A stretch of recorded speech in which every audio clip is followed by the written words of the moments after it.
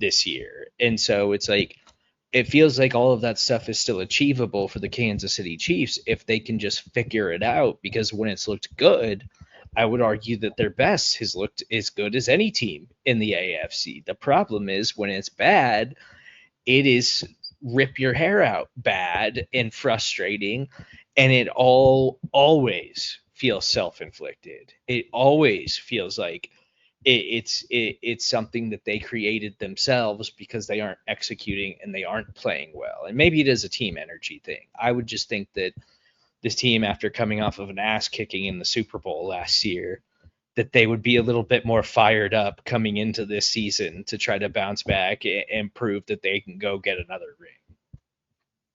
Yeah, and I mean, this is exactly what the NFL wants. The NFL wants parity, right? Like they want everybody coming back to the mean and everybody to have similar records and schedules and everything.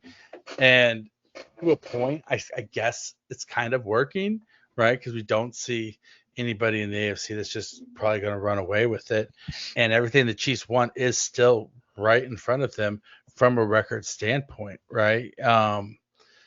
But they do have a tougher schedule than everybody else does the rest of the way. The Chargers schedule is a bit of a cakewalk the rest of the way.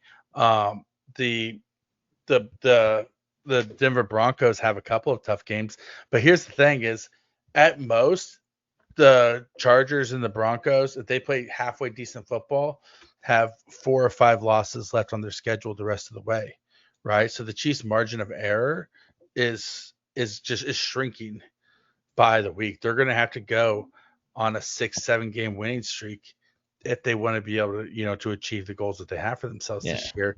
And right now, I just don't know if they have the consistency